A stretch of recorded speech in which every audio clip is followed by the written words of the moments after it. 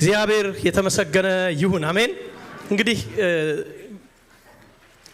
በህይወቴ ውስጥ በጣም የሚገርማችሁ ማየት ከሚያስደስቱኝ ነገሮች አንዱ እኔ የሰዎችን ኦልድ ፒክቸር የድሮ ፎቶ ደስ ይላል።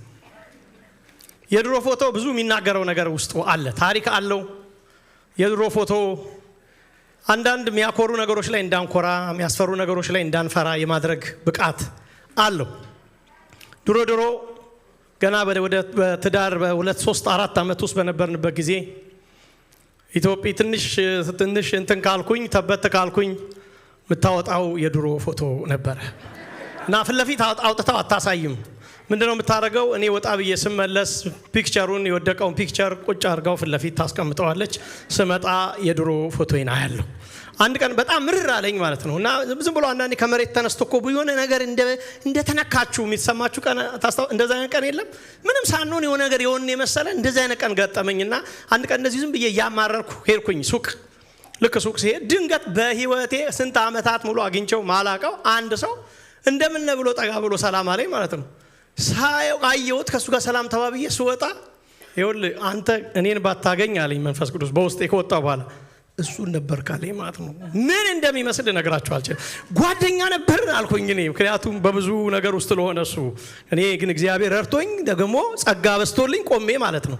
ስለዚህ አንዳንዴ የከፋለት የድሮ ጓደኞቻችንን ወይ ያምጣልን ወይ ደግሞ የድሮ ፎቶን ያሳየን በሚል አንዳንድ ፎቶዎችን ላሳያችሁ ወሰንኩ። አንዳንዴ ሰው አይገባውም እና ምስል ስለሆነ የሚገባው እስቲ አንዳንድ ፎቶዎችን የድሮ ፎቶ በጣም ወሳኝ ስለሆነ ከመልእክቴም ጋር በጣም ስለሚሄድ ላሳያችሁ የድሮ ፎቶ። እስቲ የመጀመሪያ ፎቶ አንድ እንደዚህ ይመስላል።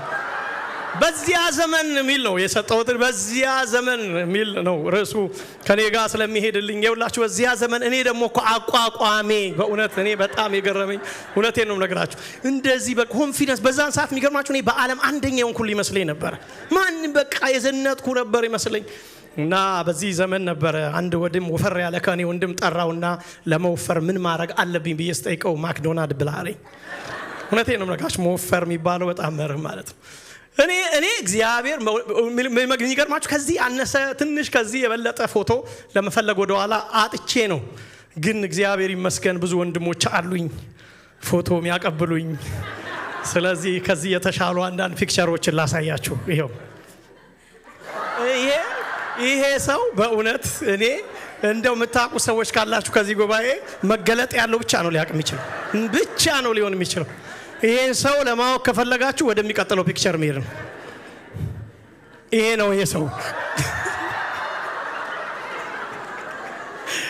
እኔ እኮ ነው በጣም የሚያስገርም ነገር እኮ ነው። አሁን በእውነት ይሄ ልብስ ዘንድሮ ከታውቃላችሁ 3 ሰው ይለብሰዋል ታውቃላችሁ። ይሄ ጃኬት እዩ ተመልከቱ። እና እንደውም ትላንት ከአንድ ወዳጄ ጋር ስናወራ ነበር እና እንዴት ነው የኦልድ ፎቶ አሳየኝ እርሚና አይ ዶንት ኖ እዚህ ጋር ላይ አሳየኝና ከዛ በጣም እና ምንድነው አላ አንድ ሰው ሲናገር ልብሱ በጣም እንደዚህ ለብሶ አትፈራም ወይ ውስጡ አለኛለ። ድንኳኑ አያስፈራም ግን እሺ ማለት በቃ አሁን ያ ቀድም ከዚህ በፊት ያያችሁት ፒክቸር ዶክተር ብሎ መጥራት በዛን ሰዓት አይከብድም።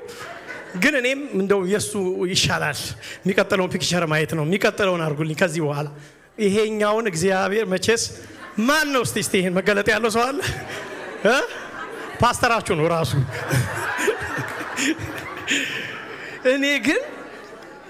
እኔ ከዚህ በኋላ ይሄ ለዚህ ፐርፐዝ ነው በቃ በጣም ያባብዬ ላከልኝ። ከዚህ በኋላ ምንም ነገር ይሄን ፎቶ ይዤ ነው መጣ ደሞ መጸለዩ ራሱ በዛ ዘመን እኔ ይገርመኝ ነው ታውቃለህ። በዚህ ዘመን እግዚአብሔር መስማቱኛል። አይገርማችሁ? እንደዚህ ሆነን መስማቱ እውነቴን እኮ ነው። እሺ ቀጥሎ ደግሞ ላሳያችሁ በደንብ በኮንፊደንስ ደግሞ ተመልከቱ። ይሄ ነው የእናንተ ወንድም።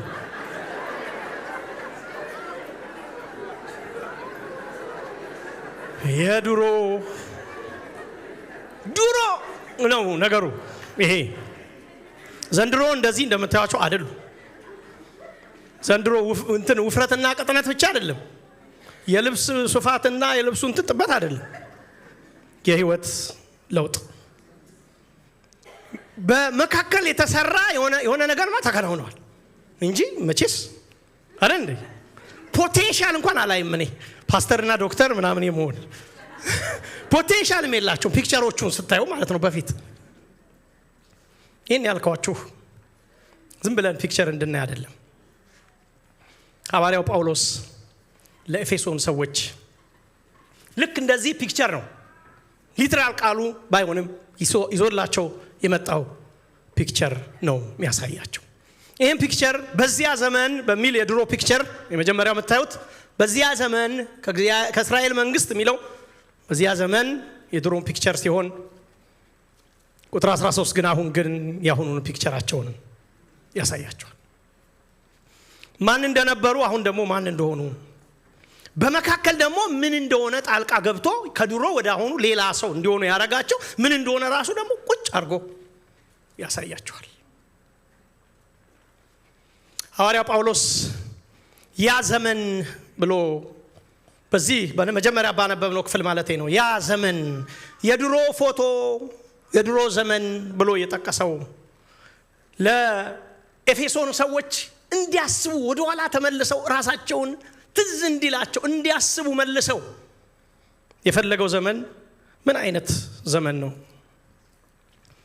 ጥቂት ላሳያችሁ። የመጀመሪያ እንደዚህ ብሎ ይነግራቸዋል።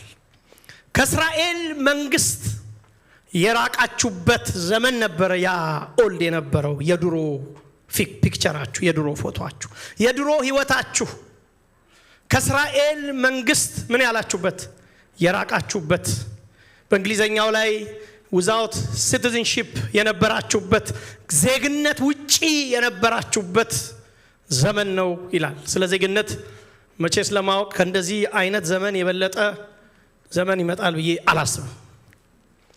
ዜግነት ምን ያህል ኢምፖርታንት እንደሆነ ለማወቅ የነገስታትን እንቅስቃሴ ማየት ነው። በዚህ ዘመን የምናያቸው አንዳንድ እንትኖች ያስፈራሉ፣ ያስደነግጣሉ።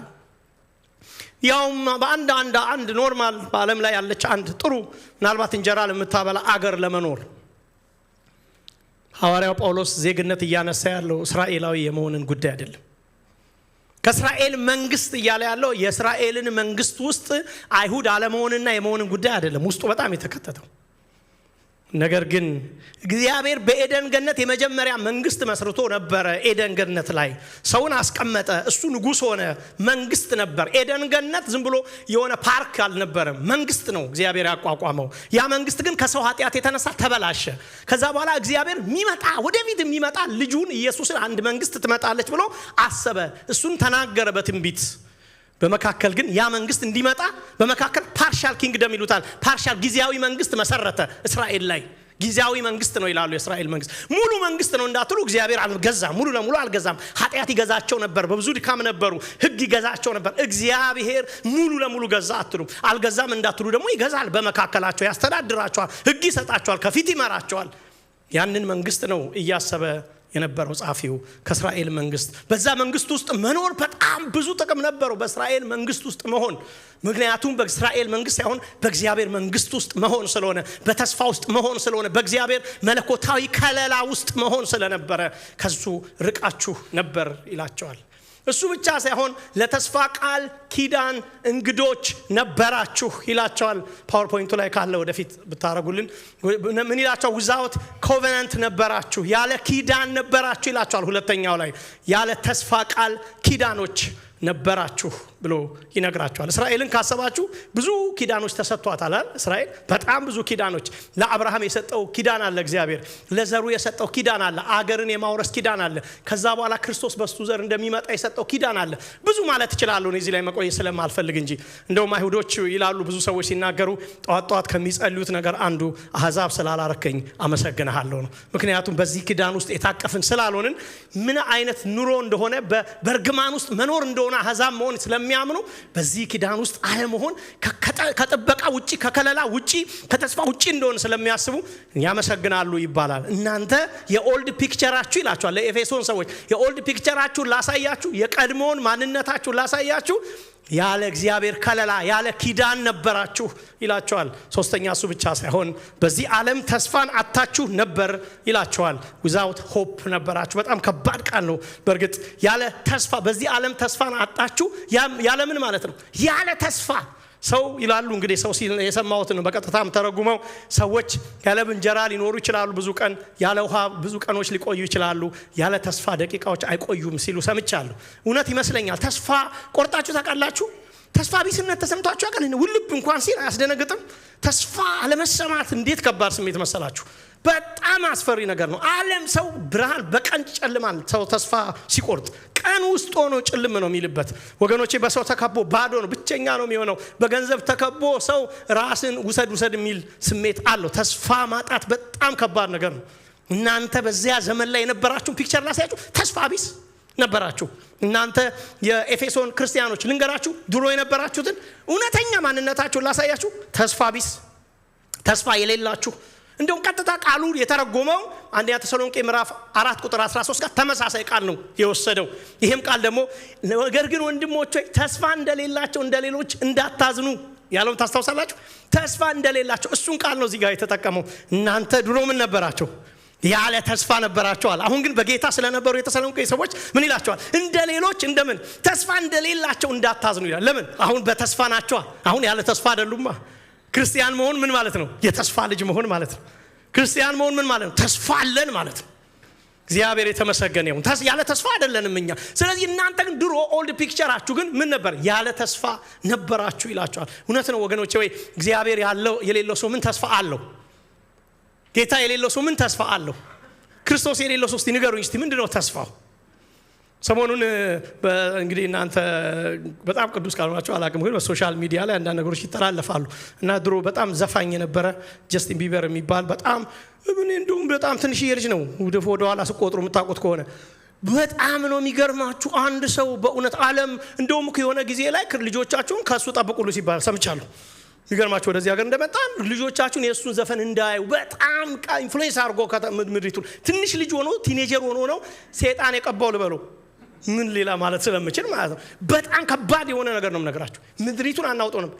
ግን ይገርማችሁ አሁን ሰዎች እየተከተሉ ሊትራሊ ነው የምነግራችሁ። አንድ የአእምሮ ህመም ቢሆን የአእምሮ ህመም ነው ብለው ያክመዋል። ምን እንደሆነ አታውቁም። ሰው ገንዘቡን ተሸክሞ በሴኩሪቲ ጋርድ የሚሄድ ሆምለስ ታውቃላችሁ? ሴኩሪቲ ጋርድ ያለው ሆምለስ ጋርዶቹ ያምርባቸዋል። ዙሪያውን ቀጥሯቸው የሚጠብቁት ውበት አላቸው። ክርተት ብሎ ሰው ክርስቶስ ከሌለው ከነምኑ ባዶ እንደሆነ ያሳያቸዋላችሁ። ኢየሱስ የሌለው ሰው ከተነ ተሸከመው ነገር ሁሉ ኮተት ባዶ ውስጡ እንደሆነ የሚያሳያችሁ ስትመለከቱት እና ሰዎቹ ቪዲዮ ሊቀርጹ ይጠጉታል። ሁሉም ሰው ያው እንግዲህ ይፈልጋል፣ ቪዲዮ ይፈልጋል። እነሱ ገንዘብ ነው የሚሰሩ። እናንተ ገንዘብ መስራት ፈልጋችሁ ሂዱ ከዚህ ምናምን እያለ ይጮሃል። በቃ የተረበሸ ከተማ ታውቃላችሁ ውስጡ እንደገባ ያስታውቃል። ወገኖቼ እግዚአብሔር ለሰው ለካ እግዚአብሔር ከሌለው እግዚአብሔር ለካ ኢየሱስ ውስጡ ከሌለው በቃ ያለ ተስፋ እንደሆነ ታውቃላችሁ። ተስፋ የላችሁም ነበረ ብሎ ሲል ታያላችሁ። የኤፌሶን አማኞች ቀድሞ ያለ እግዚአብሔር ነበራችሁ ይላቸዋል። አራተኛ without God ደግሞ በጣም ከባድ ነው። ያለ ምን? ያለ እግዚአብሔር።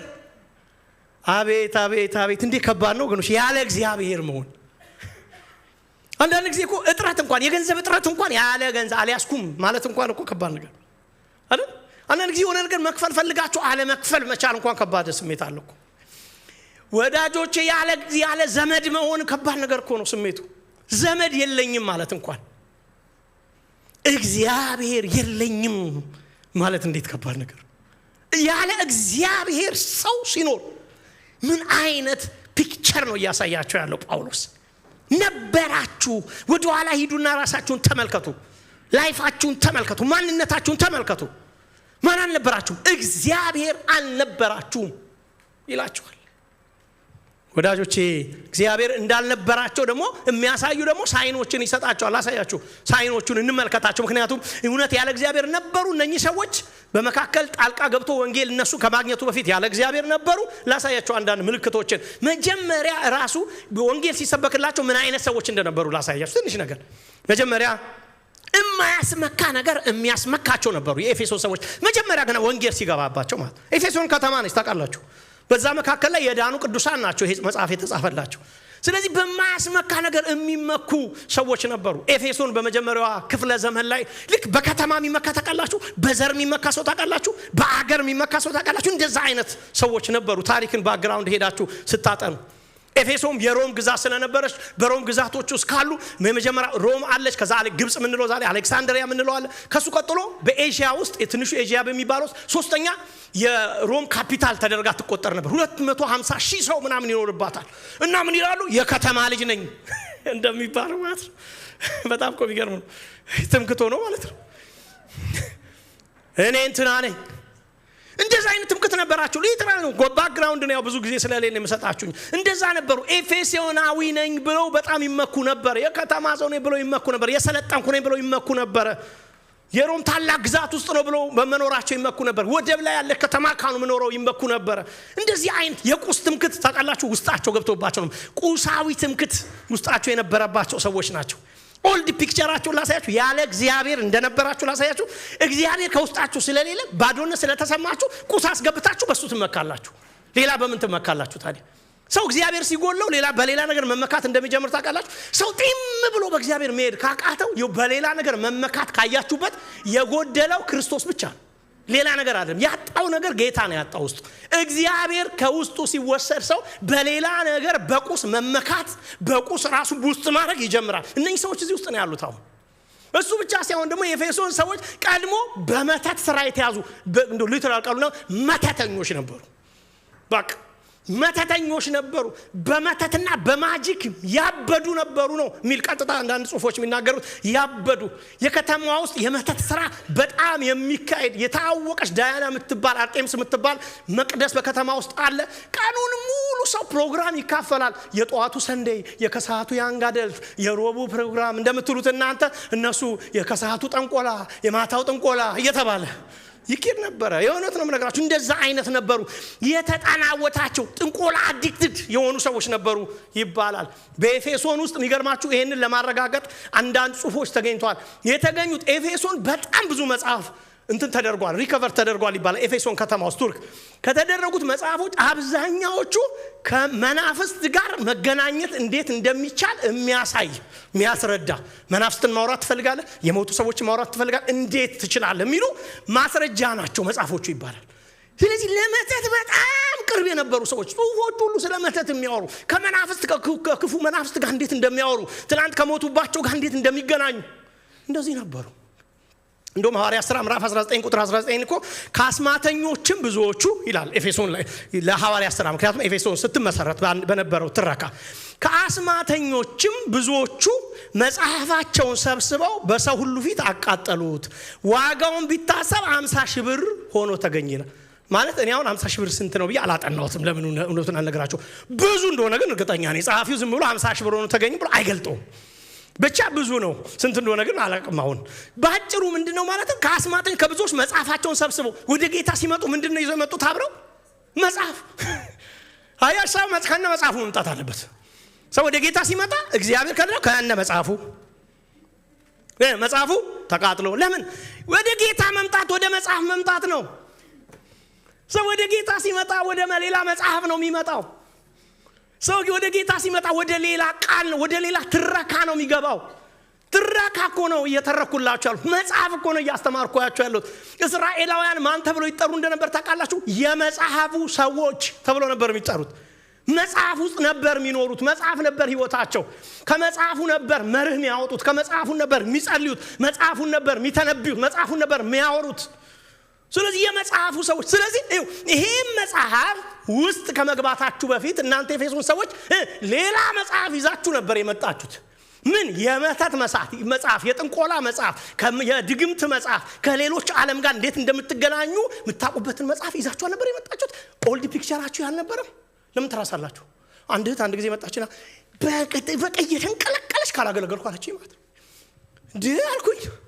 መቼስ ትንሽ ሰው መጥቶ መቼስ ዘሎ አገልግሎት አትግቡ እንዴ። ዋና እንኳን ቆየት ይባላል እኮ እንዴ ብለን አይደል? አይታይ ታርገን ማን ነው እስቲ ይዋኛል ነው ብለ ነው አለም እንዝ ዳይቭ ምናረው።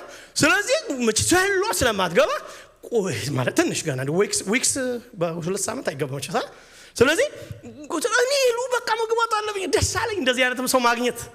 እግዚአብሔር ይመስገን በዚህ ዘመን ላይ አገልጋይ ማግኘት ከባድ ስለሆነ ከዛ በኋላ ምንድነው እንደዚህ ቀልቀል ያለሽ አልኳት በጣም ስለምቀርባት እኔ ዘመኔን ሁሉ በጠንቋይ ቤት ቡና ተካድም ነው የኖርኩት እድሜ እንዲበላሽብኝ አልፈልግም አለች አንቺ ኤክሰፕሽናል ነው አንቺ ግቢ አንቺ ካድሚ ግቢና ሌላ ማለት ነው በመንፈስ ያንዳንዴ ቆጫልኩ አንዳንድ ጊዜ እኮ እዛ እንትን ያኔ ቡና ያራገብን የነበረበት እጣን ስናጫጭስ ከነበርንበት ቤት ጌታ በመረቱ ባያወጣ ኖሮኮ ባንመጣ ኖሮኮ እርግጠኛ ነኝ ወገኖቼ አሁን ለጌታ ያጨበጨበጅ እኮ ማጨብጨቡ አይቀርም ለማን ነው የሚያጨበጨበው የሚለው ነው የተቀየረው አለን ሰሞች እኮ ሲባል እልልታ እዚህ ቤት የተጀመረ መምሰል የለበትም እልልታ ሁሉም ቦታ አለ ዲፈረንሱ ለማን ነው እልልታው አንዳንድ ነገሮች እኮ እንደዚህ ሲዘለል ምናምን እኔ ነው ማናኑ በደንብ እኮ ካላያችሁ ዝማሬና አንቱ አይለይም ዘንድሮ የቱ ጋር እንደሆነ ራሱ ማለት ይደል ግን እኮ ዝላዩ ለጌታ አርገነው ነው እንጂ እኮ ሌላ ቦታ ይዘለላሉ እኮ ወዳጆች ለማን ነው እየዘለልን ያለ ነው ቀየረን እንጂ የኤፌሶን ሰዎች መጽሐፍ ቀየሩ አስተሳሰብ ቀየሩ ፍልስፍና ቀየሩ ማለት ነው ለጌታ ሲመጡ እሱ ብቻ ሳይሆን ለምንድን ነው በፊት ብዙ መጽሐፍ ውስጥ የገቡት ለምንድን ነው ብዙ መናፍስት ማውራት ምን ያደርግልናል መናፍስት ማውራት የመናፍስት ሁሉ አለቃ አባት የሆነው እግዚአብሔር ማውራት ሲችል እነኚህ ሰዎች ግን አያችሁ ውስጣቸው ክፍተት አለ እግዚአብሔር ሳይኖረው ሲቀር ባዶ ስለሆነ ሰው ከመንፈስ ጋር ማውራት ምናምን ይጀምራል ሰው አምልኮ ሲያቆም አምልኮ አያቆምም ማያመልከውን ነው የሚቀይረው እኔ አሁን አንደ ያላ እኔ ኤቲስት ነኝ ይላል ነው እኔ ኤቲስት ነኝ እና ምን ማለት ነው ማንንም አላምነው እያመንክ ነው አንተ ማያማኝ ነው እንዳንተ ያለ አማኝማ የለም ለምታምነው ነው የቀየርከው ያ እናንተ የኤፌሶን ሰዎች እንደዛ ነው ያለ እግዚአብሔር ነበራችሁ እሱ ብቻ ሳይሆን ጣዖትን አምላኪ ነበራችሁ ይላችኋል ቁጥር 19 እንደውም ሐዋርያ 19:23 በዚህ ጊዜ ስለዚህ መንገድ ብዙ ሁከት ሆነ ይላል እነ ጳውሎስ በገቡ ጊዜ ወደዛ ብር ሰሪ ሆነ ዲሜጥሮስ የሚሉት አንድ ሰው የአርጤምስን ቤተ መቅደስ ምስሎች በብር እየሰራ ላንጥር አንዳንድ እኮ የጣዖት ስማርት ጣዖት አምላኪ ያለኩ ስማርት ጣዖት አምላኪ ምን የሚያደርግ ዝም ብሎ ሰገድ አድርጎ ወደ ቤቱ የሚሄድ እነኚህ ሰገድ አድርጎ አይሄዱም የሰገዱለትን ጣዖት በብራቸው እንደገና ከፍለው በውድ ዋጋ የተቀረጸውን ይዘው ቤታቸው ይገባሉ በዚህ ደግሞ አንዳንዶችን ሚሊዮነር አድርገዋቸዋል ከተማ ውስጥ እነዚህ እነ ዲሜጥሮስን ማለት እነዚህም ይህንን የመሰለውን ስራ የሰሩትን ሰብስበው እንዲያላቸው ሰዎች ሆይ አለ ምክንያቱም ይሄ ሰውዬ ጣዖት ሻጭ ነው ኤፌሶን ውስጥ ይቸበችበዋል እግዚአብሔር ለጎደለ ሰው እግዚአብሔርን ጣዖትን ማለት ነው በስሞል ጂ ይሸጠዋል ነው ማለት ኤፌሶን ውስጥ እግዚአብሔር ጂ ይውላችሁ ይሄ ምንድነው ምንለው ካፒታል ጂ የሌለው ሰው ስሞል ጂ ማስገባቱ አይቀርም ገባችሁ ስለዚህ ዋናው እግዚአብሔር ከውስጣቸው ስለሌለ ትንንሽ እግዚአብሔሮችን ሰብስቦ ትርፋማና ሚሊዮን ሆኗል ስለዚህ እነ ጳውሎስ መጡና ያንን ጣዖት ሲያፈራርሱት ሰው ምን ማድረግ አቆመ ያንን እግዚአብሔር የሚባሉትን ትንንሽ እግዚአብሔሮች ተብዮች መግዛት አቆመ ማለት ነው ሰውየው ተበሳጨ የንግዴ ነገር ተበላሸ አለና ተነሳ እነ ጳውሎስ ላይ ማለት ነው ከዛ ምን ብሎ አመጽ ያስነሳል እነዚህ ይህን የመሰረቱ ስራ የሰሩትን ሰብስበው እንዲያላቸው ሰዎች ሆይ ትርፋችን በዚህ ስራ እንደሆነ ታውቃላችሁ ለካ በአንዳንድ ጣዖት አምላኪ የሚያተርፋል ለካ አንዳንድ ሰው በጣም ሲሟገት እኮ እንዳታምኑ ምኑ እየተነካበት እንደሆነ ማሰብ አለባችሁ የነፍስ ጉዳይ አይደለም እኮ አንዳንድ ቦታ ላይ ሰው አምልኮቱ ተነካ ምናምን የሚለው ኖ አንዳንድ ቦታ የትርፍ ጉዳይ እንደው መጠንቀቅ አለብን ስለዚህ ጳውሎስ በእጅ የተሰሩትን አማልክት አይደሉም ብሎ በኤፌሶን ብቻ ሳይሆን ከጥቂት ክፍል በእስያ ሁሉ ብዙ ህዝብን ወደ እንዳስረዳና እንዳሳተ ሰምታችኋል ብሎ ይላል ስለዚህ ምን ብሎ ይነግራቸዋል ስራችን እንዲናቅ ብቻ አይደለም እስያ ያለ ዓለሙም የሚያመልካት የታላቂቱ አምላክ የአርጤምስ መቅደስ ምናምን ሆኖ እንዲቀር ነው ታላቅነቱን ደግሞ እንዳይሻር ያስፈራናል ይላቸው አያችሁ እግዚአብሔር እሱን እግዚአብሔር ሲያስወጡ እሷን አስገብተዋል ውስጣቸው አርጤምስን አያችሁ ባንተ ስታስወጡ ባንቺ ማስገባቱ አይቀርም ዲፍረንሱ ይዞታ ነው እሱ ብቻ ሳይሆን የኤፌሶን ሰዎች ቀድሞ የወንጌልን ተቃዋሚዎች ነበሩ ሰው እግዚአብሔር ሳይኖረው ሲቀር ኢየሱስ ሳይኖረው ሲቀር ኖርማል ሜንታል ስቴት ላይ አይደለም ያለው ተቃዋሚ ነው የሚሆነው ለምንድን ነው የሚቃወመው ኢየሱስ ክርስቶስ ስለሌለው በኢየሱስ ክርስቶስ ፈንታ ደግሞ ሌላን አምልኮት ስለያዘ ያ አምልኮ ደግሞ ከክርስቶስ ውጪ ከእግዚአብሔር ውጪ ከሆነ እውነተኛ ስላልሆነ ለውሸቱ አምልኮ መቆም አለበት እነኚህም ሰዎች እንደዛ ነበሩ ለምሳሌ ኤፌሶን ውስጥ ወንጌል ሲሰበክ ቁጣ ሞላባቸው ይላል ቁጥር 28 ላይ እዚህ ክፍል ያነበብኩት የኤፌሶንም አርጤምስ ከዛ ጩኸት ተነሳ ማለት ነው እንትን ውስጥ ኤፌሶን ውስጥ ምንድነው ጩኸቱ የተነሳ የኤፌሶን አርጤምስ ታላቅ ናት ማለት ጀመረ አንደኛው ኤፌሶን ውስጥ ከዛ በኋላ ምንድነው የምትሉት እስቲ ምንድነው የምትሉት ቀጥሎ ከኔ በኋላ የኤፌሶን አርጤምስ ታላቅ ናት ብል ታላቅ ናት እነዚህ ሰዎች ኢትዮጵያዊ ናቸው እንዴ አልኩኝ እኔ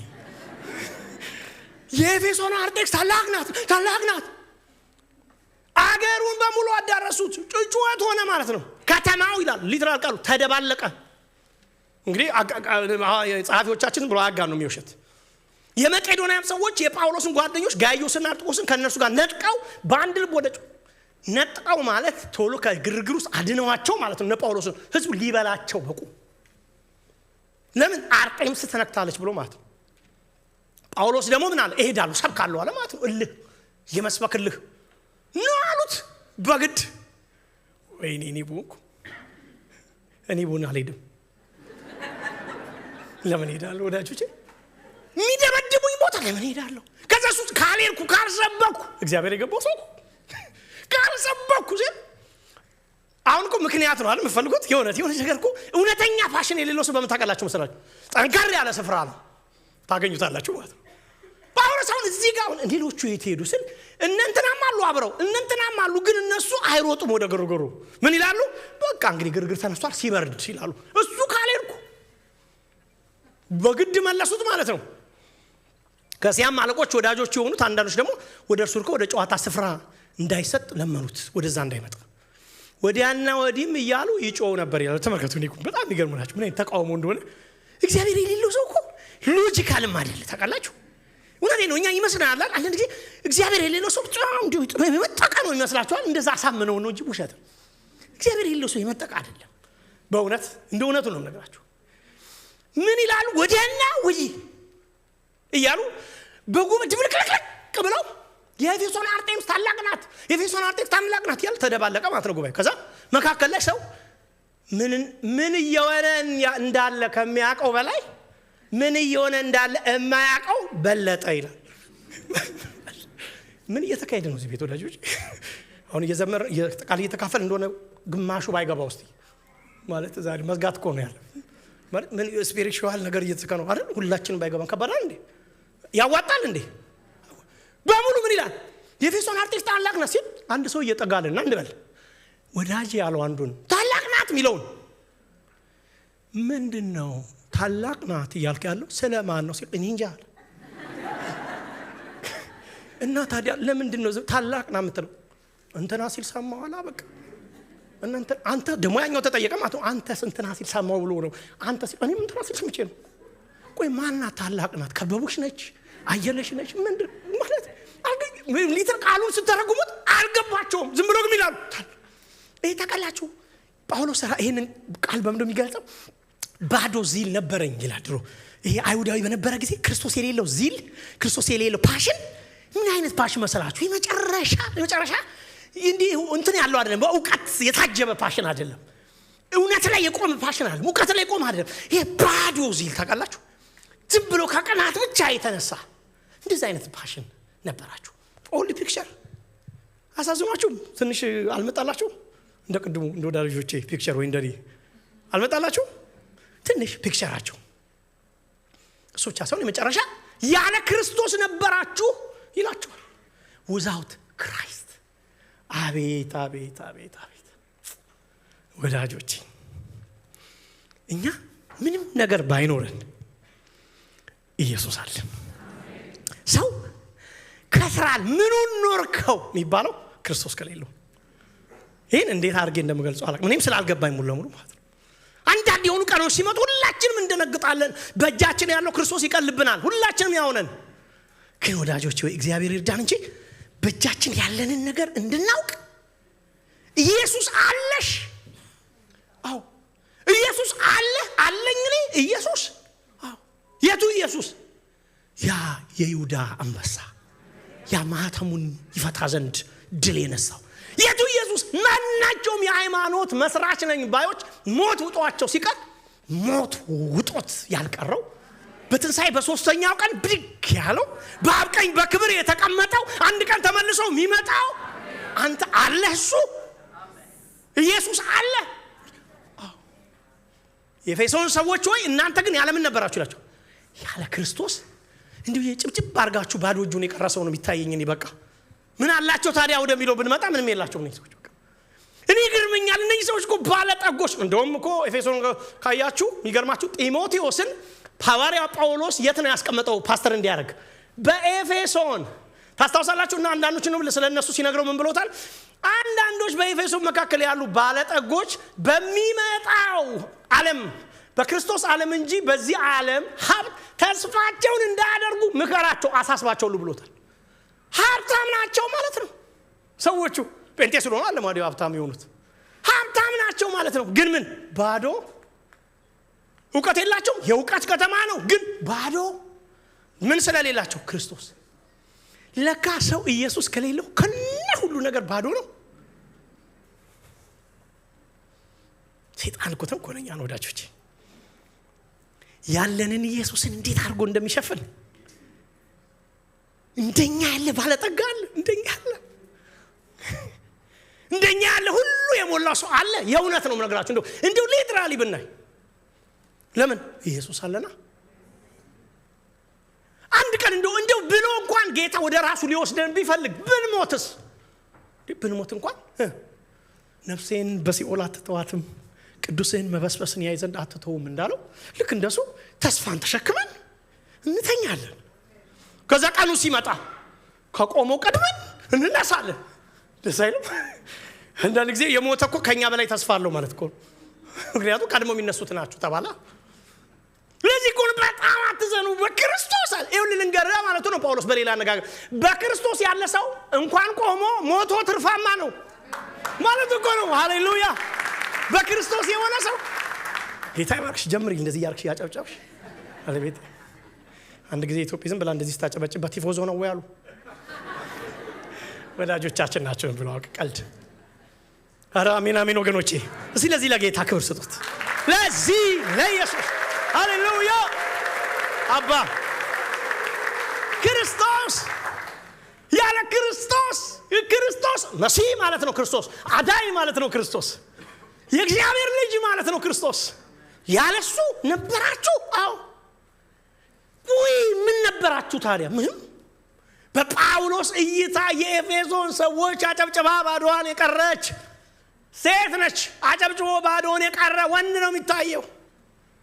ለምን? ክርስቶስ ስለሌላቸው። አሁንስ ያሁኑ ፎቶአቸው ላሳያችሁና እንጨርስ። ቁጥር 12 በዚያ ዘመን ነው አይደል የድሮ።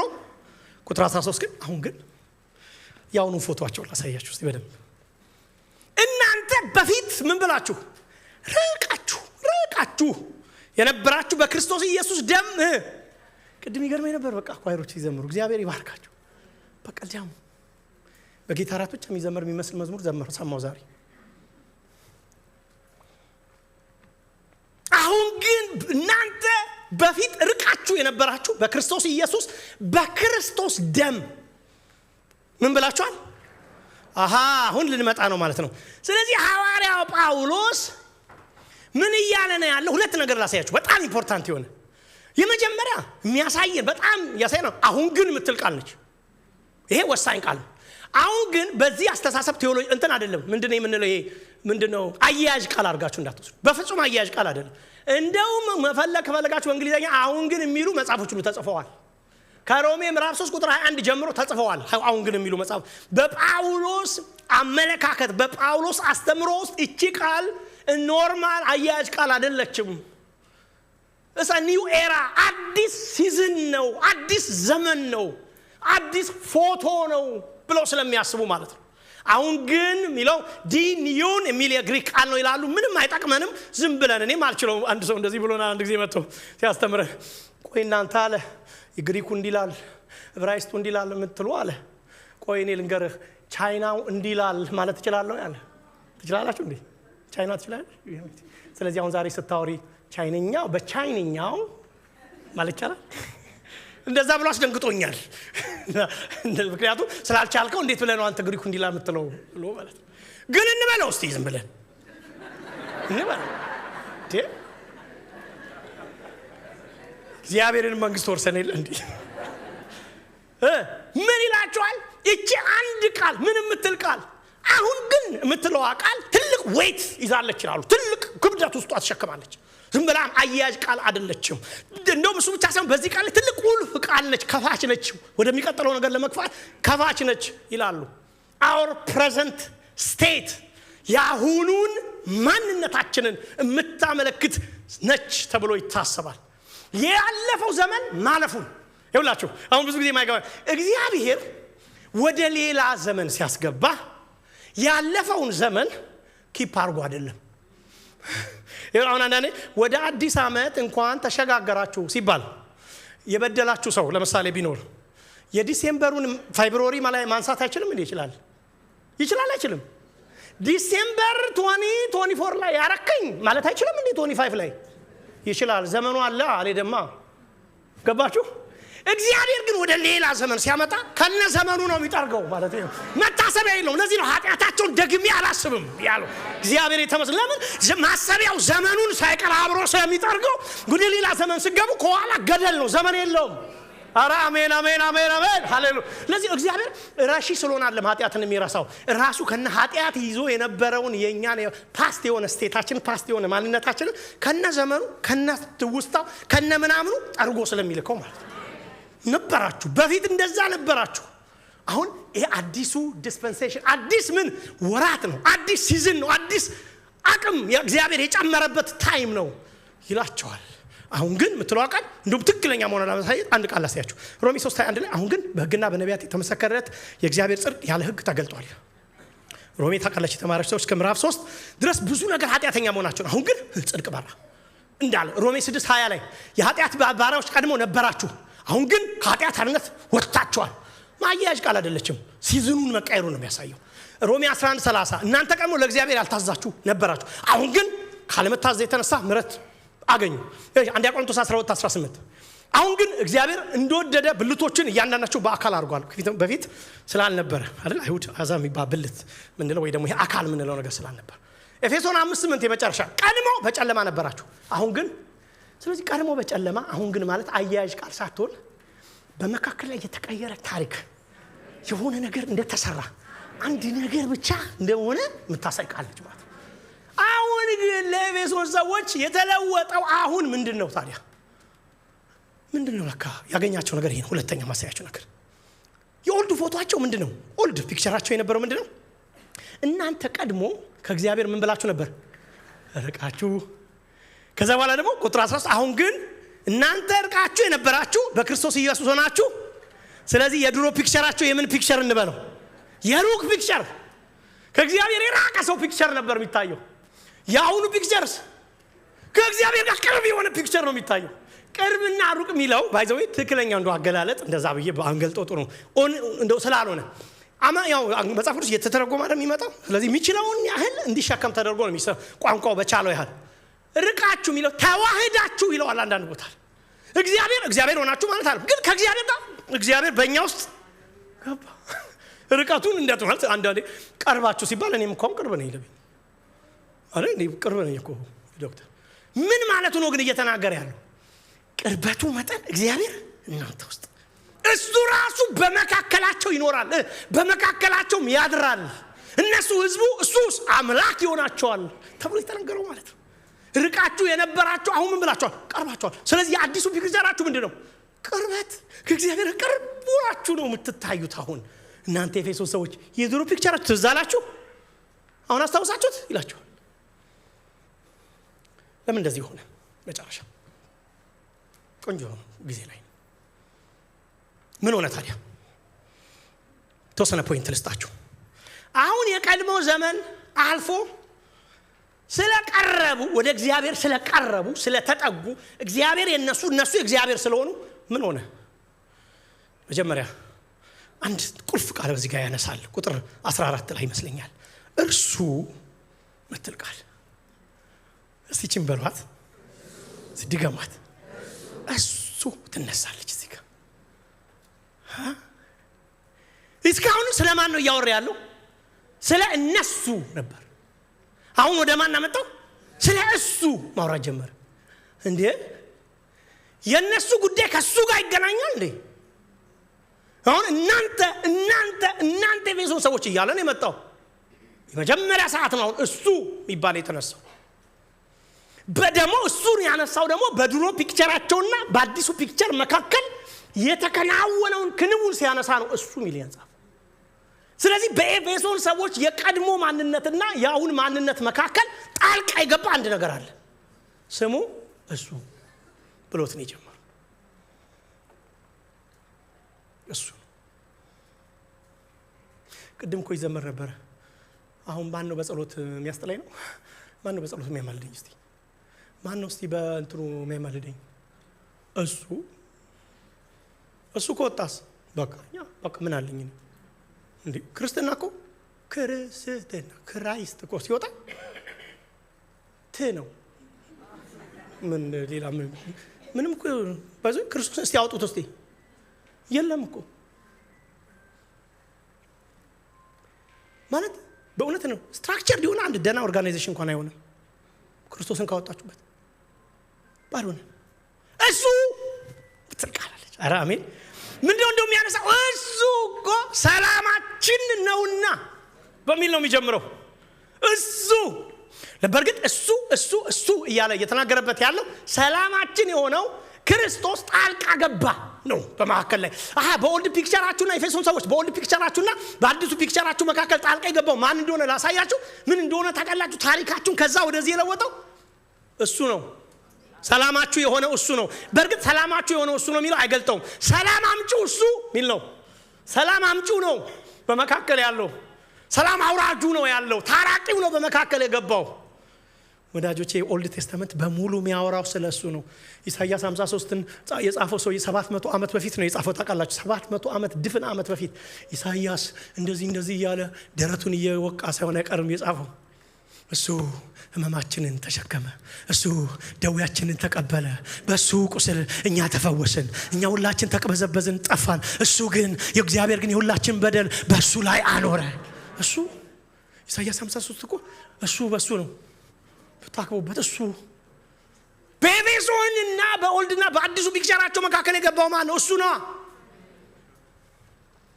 እንደውም ሁለተኛ ቆሮንቶስ 7:21 ላይ እኛ በእርሱ ሆነን የእግዚአብሔር ጽድቅ እንሆን ዘንድ ኃጢአትም የሌለበትን እሱን ስለኛ ኃጢአት አደረገው ይላል። ምን ማለት ነው? ተለዋወጥን። እሱ እኛ ቦታ፣ እኛ እሱ ቦታ። አንዳንድ ሰዎች እንደዚህ ይላሉ። ኢየሱስ ለመሰቀል በሄደ ጊዜ ወንበዴ ተብሎ በያዙ ጊዜ ሌላ ኢየሱስ ሲሞት ወንበዴ ተፈቷል። ታስታውሳላችሁ? ማን ነው ስሙ? በርባን። ለምንድን ነው ባልጠፋ ሰው በርባን የተፈታው ሲባል አንድ ሰውዬ እንደዚህ ብሏል። ጸሐፊ ነው፣ እኔ አይደለሁም። ሁላችንም ወንበዴ መሆናችንን ለማሳየት ነው ብሎ። እውነቴን እኮ ነግራችሁ። አንዳንድ ጊዜ እኮ ጥሩ ስም ለራሳችን እኮ ስለምንሰጥ እኮ ነው። ከጨለማው ደግሞ አንዳንድ ጊዜ ዝም ብለን እኔ እኮ ድሮም እኮ ጌታ ይገባኝ ገባ አልኩ። ኖ እንደዛ ከሆነ ማምለክም አይመችም እኮ። እጥፍ ብለን የገባን ከሆነኛ ምን ያስመልከናል? ምንም ያስደንቅ ነገር እኮ የለም። በጣም የጨለማና የብርሃን ልዩነት አለ እኮ። ጌታ መሆንና ያለ ጌታ መሆን፣ በክርስቶስ መሆንና በክርስቶስ አለመሆን መካከል እኮ በጣም ጋፕ አለ። በጣም የሞትና የህይወት ያህል ዲፈረንስ አለ። እኛ በሱ ሆነን የእግዚአብሔር ጽድቅ እንሆን ዘንድ ኃጢአትም የሌለበትን ቅድም ኃጢአት የሌለበትን ያ መቶ አለቃ ቆሞ ምን አለ? ጻድቅ ነህ። ወዳጆቼ በታሪክ በዓለም ታሪክ ላይ እስቲ እንደው ዜናም ከነበባችሁ ንገሩኝ። ተመረመረና ከሌ ዳኛው በሙሉ ሲያረጋግጥ ንጹህ መሆኑ በመረጋገጡ ተሰቀለ የሚል ሰው አለ ሰምታችሁ? እውነት እኮ ነው። ንጹህ መሆኑ ሲረጋገጥ አይደለም ሰው የሚሰቀለው የሚገደለው። ምን መሆኑ ነው? ወንጀለኛ። ኢየሱስ ግን ሲገደል ሲሰቀል መጨረሻ ዋጋ ሲከፍል የተረጋገጠው ነገር ንጹህ መሆኑ ነው። ንጹህ ሰው ያስፈልገን ስለነበር ለዛ ነው ያሉት። እሱ ምንድነው ያለው? ታሪካችንን የቀየረው እሱ ነው እያለ ነው። የኤፌሶን ሰዎች ሆይ እንደለመደባችሁ ብቅ ያላችሁ እንዳይመስላችሁ፣ በጳውሎስ ፕሪቺንግ ዝም ብሎ እንደተለወጣችሁ እንዳይመስላችሁ፣ ስማርት ስለሆናችሁ ወደ ጌታ እንደመጣችሁ እንዳታስቡ። ጣዖት አምላኪዎች ነበራችሁ። ታውቃላችሁ። ወደ ኋላ ተመልሳችሁ ሙታን ጣሊዎች ነበራችሁ፣ መተተኞች ነበራችሁ፣ ድግምተኞች ነበራችሁ። መጽሐፍቶቻችሁ ራሱ ይመርመሩ እስቲ። በሙሉ የሚያወሩት የመተታልን እንደ የድግምታን ሟርታን እንደሚያወሩት ደግሞ የእውቀት ጥግ እንዳትሉ ደግሞ ሰው ለጮህ ሁሉ አቤት ትሉ የነበሩ ሰዎች፣ ላልገባችሁ ሰልፍ እንኳን ሪስፖንድ የምታደርጉ ሰዎች አልነበራችሁ እንዴ? እናንተ በመካከል ሰላም የሚያመጣው እሱ ኢኒሺዬሽን ወስዶ ባይመጣ ተበዳይ ይቅርታ ይጠይቃል እንዴ? ተበዳይ ቁጭ ብሎ ተቀምጦ ነው እንጂ በዳይ መንበርከክ ያለበት? ተበዳይ ዙፋን ጥሎ ይመጣል እንዴ? ተበዳይ በቤተልሔም ያለቅሳል እንዴ? በግርግም ተበዳይ በስምዖን እጅ ውስጥ የዓለም ፈጣሪ ይገባል እንዴ? ተበዳይ ያንሳል እንዴ? ትንሽ ይሆናል እንዴ? ይመታል እንዴ በጥፊ? እንደውም አንድ መልእክት አለኝ ለምን በጥፊ መታኝ የሚል ሲያደርገው ኢየሱስ ጠየቀው። ኢየሱስ ያን ሰውዬ ለምን በጥፊ መታኝ አለው። ወዳጆቼ በጣም ጥልቅ የሆነ መጽሐፍ ቅዱስ ያስተምሮ ነው። ለምን መታው ይናገራ፣ ብሉይ ኪዳን ይናገር። ለምን መታው? do you have a reason ለመምታት ነው ያለው የለማ ምክንያቱ ማለት ወዳጆቼ እሱ የኛን ነገር መሸከም ስለነበረበት የኔን ጥፊ መሸከም ስለነበረ የኔን ሞት መሞት ስለነበረበት የኔን ሐዘን እሱ ላይ መኖር ስለነበረበት እሱ ያለ ሪዝን ተቀጠቀጠ፣ እኔ ያለ ሪዝን ከበርኩ። በቃ ይሄ ነው ምክንያቱ። ኧረ አሜን በሉ እስቲ አንዴ። እግዚአብሔር ስሙ የተባረከ ይሁን። ሃሌሉያ። ወዳጆቼ እግዚአብሔር እንዴት አድርገው ወደድከኝ አይባልም። አንዳንድ ሰዎች ክርስትና በጣም ይቀልባቸው ወደ ጌታና ስትሉት እኔ ይቀልብኛል ምን 5 መስገድ የለው 12 መንበርከክ የለው 7 ኮንፌሽን የለው ይላሉ። ወዳጆቼ ስራ በነፃ አይደለም ክርስትና ነፃ የሚወስዳቸው ሰዎች ነፃ ስለሆነ አይደለም፣ እዳው ላይ ስለተወራረደልን ነው። ሃሌሉያ። በመስቀል ላይ የአብ ልጅ ወርዶ ስለከፈለው ነው። ሃሌሉያ። ስራችን ስለተሰራ አብ ከሰማይ አንድ ልጁን ሳክሪፋይስ ስላደረገው ቃል ስጋ ሆነ፣ ጸጋንና እውነትን ተሞልቶ በመካከላችን አደረ ይላል።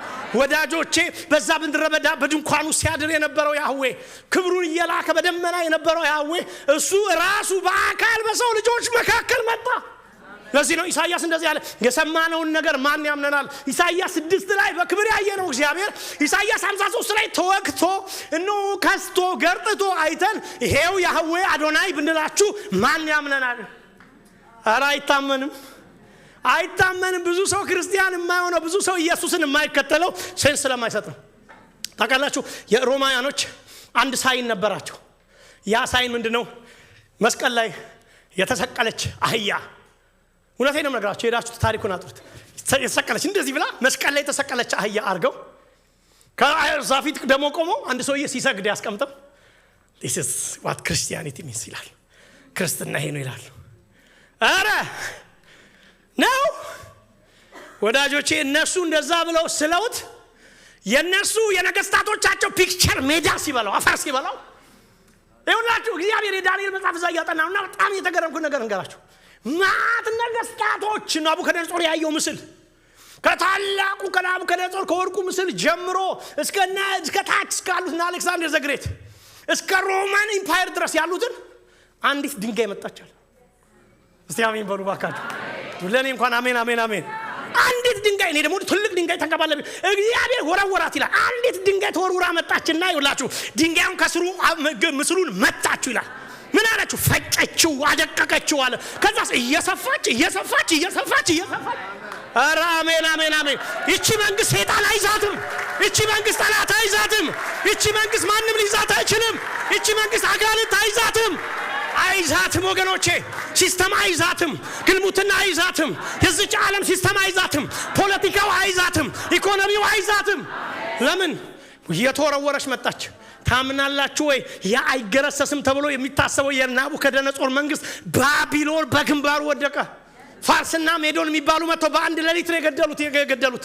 እሱ አይገረሰስም ሲባል የ30 ዓመት ያልሞላ አሌክሳንደር ዘግሬት መጥቶ ግሪኮች እነኛን ገለበጧቸው። ኧረ እሱማ አይገለበጥም በቃ አሌክሳንደር ሲባል በ30 ዓመቱ የዛ ፓላስ ውስጥ ሞቶ ተገኘ። እዛ ደግሞ ማይገረሰስ የሚባለው የብረቱ መንግስት መጣ። እሱንም ሰብራ እሱንም ጥላ ሁሉ ሲያልፉ ማታልፍ አቤት ሃሌሉያ አሜን ሃሌሉያ። ሁሉ ያልፋሉ ወገኖቼ። መንግስታት ያልፋሉ፣ ሲቹዌሽኖች ያልፋሉ፣ ሁኔታዎች ይቀየራሉ፣ የነገስታቶች ክብር ያልፋል፣ ሀብትና ብልጥግና ያልፋል። አንድ ነገር ግን ይመጣል፣ የኢየሱስ መንግስት። እስቲ ጩና መንግስት በሉ እስቲ። ኧረ አሜን። መንግስት ትመጣለች፣ አዲስ መንግስት ትመጣለች። እልካታለሁ እሱ ነው አለ። እሱ ነው የቱ? ይሄ መንግስት ነው አይመጣው። የእናንተን ፎቶ ይቀየረላችሁ፣ ካለመኖር ወደ መኖር ያመጣችሁ። አቴተ ከራማ ምናምን ከአያት ቤት ስር ካድም ከነበረበት ከዛ ከጣዖት ቤት አውጥቶ በአባት ቤት ዘማሪ ያረገ፣ ጸላይ ያረገ፣ ሰባኪ ያረገ የአባቶች አምላክ ነው አለ። ኧረ ኢየሱስ ስም ይባረክ። የኔ ታሪክ የናንተ ታሪክ ካልደበቅን ሁላችንም ፎቶ አለን ወንድሞቼ ብቻ አይደሉም እኔ ብቻ አይደለም ሁላችንም ፎቶ አለን ኦልድ ፎቶ አለን ይሄን ውበት የሚያሳይ ወይ መግሳት መውፈራችን የሚያሳይ አይደለም በጣም በሙታን መቃብር ውስጥ እንደነበርን የሚያሳይ ያለ ተስፋ እንደነበርን የሚያሳይ ያለ እግዚአብሔር እንደነበርን የሚያሳይ ተዘግቶብን እንደነበርን የሚያሳይ ካቴና ውስጥ የገባ እስረኛ እንደነበርን የሚያሳይ ኢየሱስ ጣልቃ ባይገባ ኖሮ ባይመጣ ኖሮ አይው አሜን አሜን በደም ሰለውሰይሻለሁ አየውሽና በህይወት ኑሪ አሜን ይላል ከዚህ በቃ በህይወት ምን በይ ኑሪ እድሜ ተቀጠለለ ሰው አሜን ይበል ከኔ ጋር አሜን ተቀጥሎልኝ ነው እኔ ህይወት ተሰጥቶኝ ነው እኔ እግዚአብሔር ጣልቃ ገብቶልኝ ነው እኔ እናንተ ሰዎች አላቸው የኦልድ ፒክቸራችሁን ተመልከቱ ታሪካችሁን ተመልከቱ እሱ ባይገባ እሱ ጣልቃ ባይገባ እሱ ባይሞት ሳክሪፊሻሊ ራሱን ባይሰጥ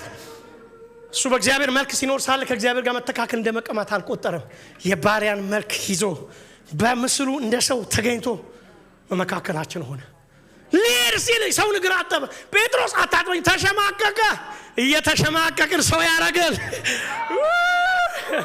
ወገኖቼ እስከ ዛሬ በእኔ ማያምኑ ሰዎች አሉ ኢየሱስ ግን አምኖብኛል አራምን ትላላችሁ በእናንተ ማያምኑ ሰዎች አሉ በትናንት ታሪካችሁ ያቋችሁ አሉ ኢየሱስ ግን አምኖባችሁ አቆማችሁ አምኖባችሁ እጃቻችሁን ይዟችሁ ጴጥሮስ ራሱ ማመን አልቻለም ቆሻሻ ግሩን አንዳንድ ቦታ አይታችኋል ድሮ እንደዚህ ሆነን እናቃለን ካልሲያችን ቆሽሾ ቤት ውስጥ ማውለቅ ይኖርብና ግዴታ ማለት ነው ድሮ በቃ እንዴ ነው አላወልቅም ልዋረድ ነው ትላላችሁ ጴጥሮስ እንደዛ ነው ጉዴ ሊታይ ነው ሊያጥበኝ ነው ሊታይ ነው ጉዴ በቃ እሱ ተንበርክኮ ጫማዬ ሲወልቅ ሽታዬ በሙሉ ሊወጣ ነው ሲል ካላጠብኩ አትገባም ማጠብ አለብኝ ዋው ማጠብ አለብኝ አንተን ማጠብ አለብኝ ጴጥሮስ አንተ ነገር ራስን ተዘግዝቀ ስለኔ ራስን ምሰጥ ሰው ስለሆንክ አሁን ጀግና ነህ ማን ይችላል አንድ ቀን ግን በሸመገል ጊዜ ግን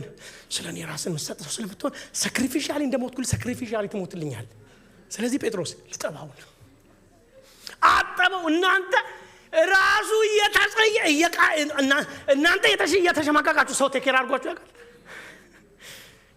አንድ ሰው እንደዚህ ብሎ ታመሜ ተኝቼ ሰው ሽንቱን መቆጣጠር ሲያቀተው ከባድ ነው ወጣችሁ እንደፈለጋችሁ መሸሩ ሰው ሽንቴን ከከር ሲያደርግ ወይ ፔኖአል ባዩ ከባድ ነው ከዛ ያተናነስ ደንበረከከን ያንን ጫማ ሆለቆ ኢየሱስ ምድር የሄደበትን ያቃል ጴጥሮስ ሲጀምር ጀምሮን ያጣተኛን አትምጣ ብሎ ነበር የመጣው መጥቶ ይወጡ ውስጥ ገብቷል 3 አመት አስተምሮታል በቃ ምር ሊገባ ነው ቤቱ በቃ አውልቆ ጫማውናል አውልቆ የሙሴን ጫማ አውልቀ ነው የላከው አባቶቼን ጫማ ቀይረን የላክ በትር ቀይረ በቃ አውልቆ የኔንም እናንተ ወልድ ብርክክ አይል